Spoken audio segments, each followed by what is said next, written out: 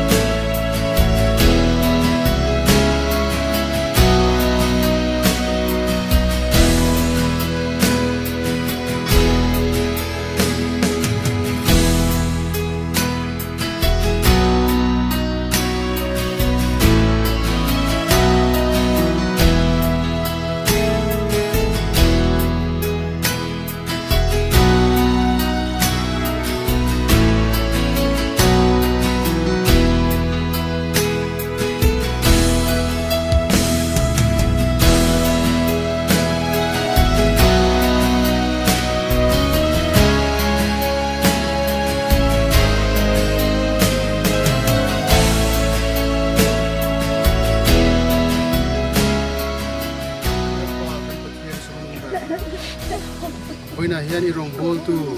hoi sen le ri nom itan le iram ta na thei tok chuwa dik takati du mi chu nuna hian in hne na chol turin ilo foi ta kan ui ni amar sulal pa in hne na chol turin nangin lo sia kan ui thei lo kan amanu na wang khan kan loma ein peng na te wangin kan loma lom thu kan sei ni a tu huna hian lalpa akal santa anu pui le afa le atu le u nau te zong sung le anu la dam tan hian ama su na thin lungna omme ke ta hian kan deal saka kan tong try sakani nangin lo ti chakang che nangin lo om pui la lo soi pui ang che hetiang ang in chan na hi thil na mai ni lo ti kan ria chu wang sun lalpa khoveli na apek theilo amar sin nangin kamang so na amathir chatak takte i ramta na thane mngai na ta kha ti pui tina om thine turin arong bol pui te hilal pa nang imin khoi thar le ang se akal santak anu pui po kan tong price sakani lalpa nang in tun huna hian om pui la ti sakang che ril rulama te